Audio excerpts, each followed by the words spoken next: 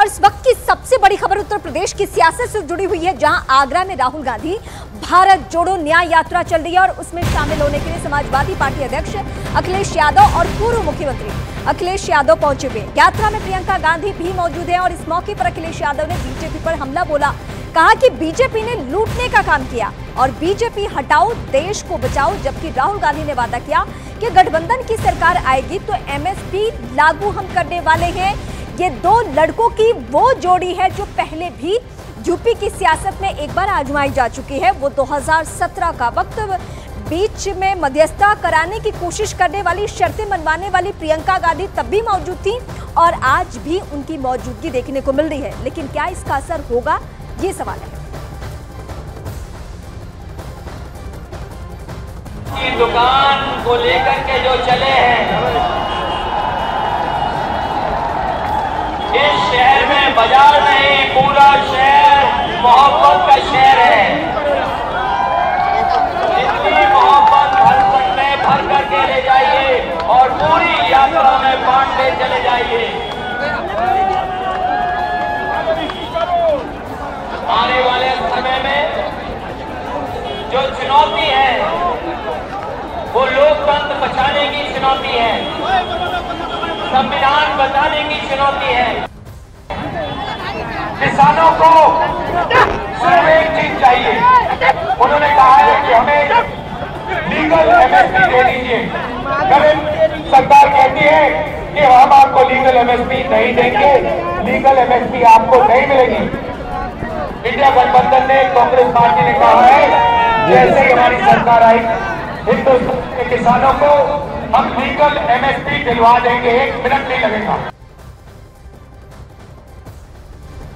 और सबसे खास बात यह कि अब अखिलेश राहुल गांधी साथ दिखाई दे रहे हैं। अरुण हमारे सहयोगी इस यात्रा में राहुल गांधी के साथ इसे सीधे कवर करते हुए। अरुण, खास बात यह है कि अब साथ हैं, बीजेपी पर हमलावर हैं। क्या ऐसा नया फॉर्मूला इन्होंने बनाया कि पिछली बार की तरह वो फ्लॉप ना हो? देखिए, सबसे पहली बात तो यह है कि दोनों नेताओं ने ऐसी केमिस्ट्री दिखाने की कोशिश की कि समाजवादी पार्टी और कांग्रेस दोनों के कार्यकर्ता एक दूसरे के साथ घुल मिल जाएं। ये वजह जरूर है कि पिछले 2017 वाला जो विधानसभा का चुनाव था उसका नतीजा वैसा नहीं निकला जैसा समाजवादी पार्टी और कांग्रेस दोनों ने गठबंधन करते वक्त सोचा था या प्रशांत किशोर ने जो फार्मूला बनाया था। लेकिन इस वक्त मैं तस्वीरें दिखा रहा हूँ, ये आगरा का क्षेत्र है। यहाँ पर देखिए, समाजवादी पार्टी के जो कार्यकर्ता हैं अभी भी आपको दिखाई दे रहे हैं और सड़कों पर दोनों तरफ समाजवादी पार्टी और कांग्रेस के कार्यकर्ता हैं। चूंकि कांग्रेस की रैली यहाँ से थोड़ी दूर पर है तो कांग्रेस के जो कार्यकर्ता हैं वो रैली स्थल की तरफ रवाना हो गए और अखिलेश यादव इसी पॉइंट से उतर करके और अपनी बस में बैठकर चले गए। लगभग 4 किलोमीटर के आसपास का ये रोड शो था जो पूरा हो गया है। तो इस रोड शो के जरिए निश्चित रूप से समाजवादी पार्टी और कांग्रेस दोनों का जो शीर्ष नेतृत्व है, गांधी परिवार और अखिलेश यादव का परिवार, दोनों एक साथ इकट्ठा दिखे हैं और उसकी वजह से जो कार्यकर्ता हैं उनके अंदर एक नया उत्साह है। राहुल गांधी और अखिलेश यादव दोनों को एक साथ आपने देखा, आप लोगों की अब क्या उम्मीद है उत्तर प्रदेश? बहुत बढ़िया उम्मीद है हमारे। उन्हें हाथ भी मिलाया सर ने, हमारे ने बहुत अच्छा लगा हमें मिलकर बात करके उनसे। किसने हाथ मिलाया? अखिलेश यादव सर ने। तो आप किस पार्टी के समर्थक हैं? अखिलेश भैया जिंदाबाद जिंदाबाद। तो देखिए, ये अखिलेश के समर्थक हैं और कह रहे हैं कि बड़ा अच्छा लगा अखिलेश को देख के। लेकिन राहुल गांधी के बारे में राहुल कांग्रेस के समर्थक हैं, बहुत पुराने कांग्रेस। सवाल अहम है, इन कार्यकर्ताओं से बातचीत करते करते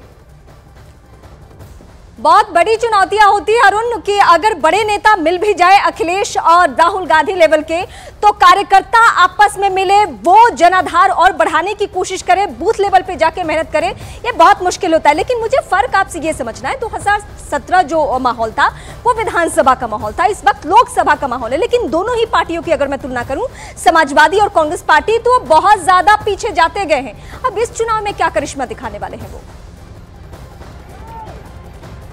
देखिए, गठबंधन जो हुआ है उसमें जो मेन फोकस है वो है मुस्लिम यादव और जो कांग्रेस का वोटर है। पिछले लोकसभा चुनाव में 2019 में 6.5% के आसपास कांग्रेस के पास वोट थे। कांग्रेस कोई काडर वाली पार्टी नहीं है, वो सर्व समाज से थोड़े वोट पाती है, जो कि लगातार उत्तर प्रदेश में गिर रहा है। उसकी वजह भी है, पिछले 3 दशक से उसकी सरकार उत्तर प्रदेश में बनी नहीं है, तो जो उसका कार्यकर्ता है वो निराश, हताश है और घर पे बैठा हुआ है। तो कांग्रेस पार्टी ये भारत जोड़ो यात्रा 1 और 2 दोनों के जरिए कोशिशें कर रही थी कि वो मैदान में आ जाएं।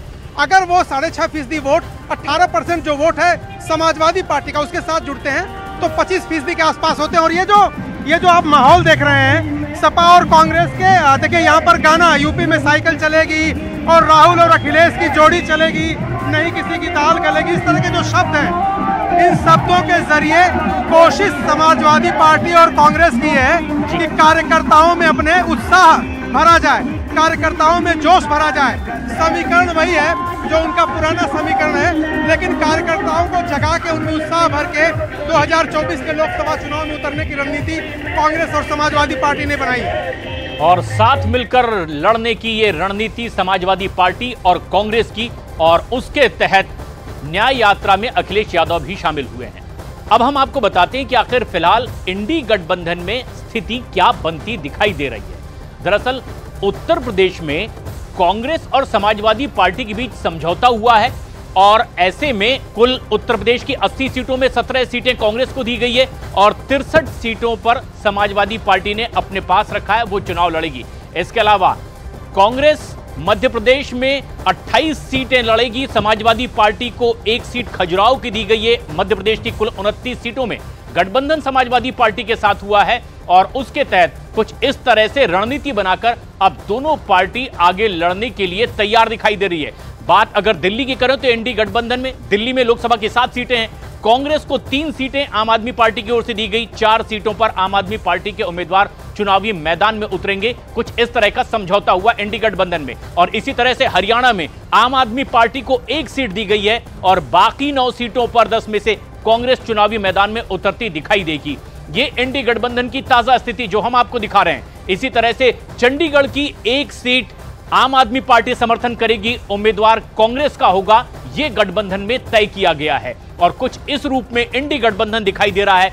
गुजरात में 26 सीटें हैं, जिसमें से आम आदमी पार्टी को 1 सीट दी गई है लड़ने के लिए, और कांग्रेस 24 अपने पास रखेगी। जिस तरह का फॉर्मूला तैयार हुआ है दोनों के बीच में, और इस तरह से इंडी गठबंधन का यह समीकरण चुनावी मैदान के लिए। लेकिन गोवा की 2 सीट कांग्रेस इस पे चुनाव लड़ेगी, आम आदमी पार्टी इसमें समर्थन करती दिखाई देगी। ये नया समीकरण इंडी गठबंधन का साथ मिलकर लड़ने के लिए।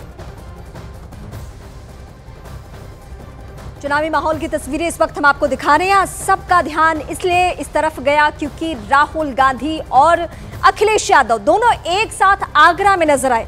अभी तक न्याय यात्रा के किसी भी पड़ाव में समाजवादी पार्टी के प्रमुख अखिलेश यादव इसलिए नजर नहीं आए थे क्योंकि उन्होंने कहा था जब तक गठबंधन पे बातचीत फाइनल नहीं हो जाती है, जब तक मुझे बुलावा नहीं आता है, तब तक मैं हिस्सा न्याय यात्रा का नहीं बनूंगा।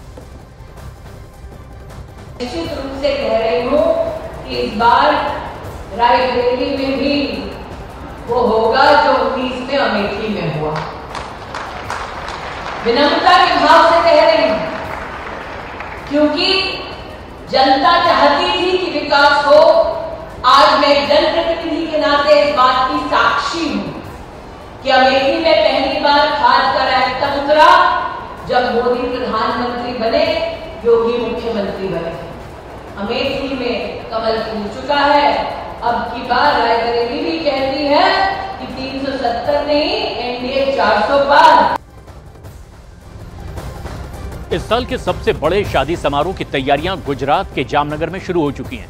रिलायंस इंडस्ट्रीज के सीएमडी मुकेश अंबानी के बेटे अनंत अंबानी और